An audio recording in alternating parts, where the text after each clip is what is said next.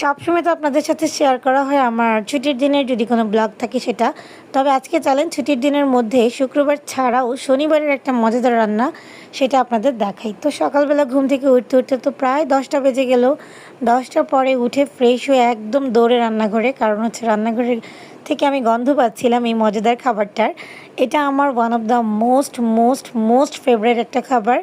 So এখানে দেখতেই পাচ্ছেন এটা কিন্তু আমার আব্বু আম্মু দুজনে মিলে রান্না করেছে। সো এটার বিশেষত্বটা এমনিই অনেক বেশি আমার কাছে। আর এটা খুব সিম্পল সকালের মেনুর জন্য।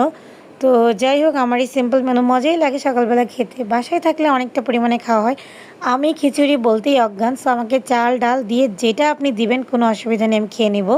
শুধু নাম বললেই হবে যে খিচুড়ি, ওকে। তো যাই হোক, এখানে দেখতেই পাচ্ছেন খুব সিম্পল একেবারে ভুনা ঝরঝরা খিচুড়ি রান্না করা হয়েছে, সাথে ডিম ভুনা আর আম্মুর বানানো একদম জলপাই টকটক আচার।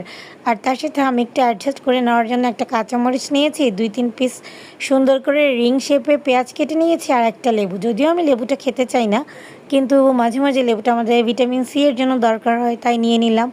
আর এই তো নিয়ে আমি বারান্দায় আসলাম, এসে মোটামুটি একটু আপনাদের সাথে শেয়ার করে বলে ছবি তুললাম আর সকালটা এনজয় করলাম।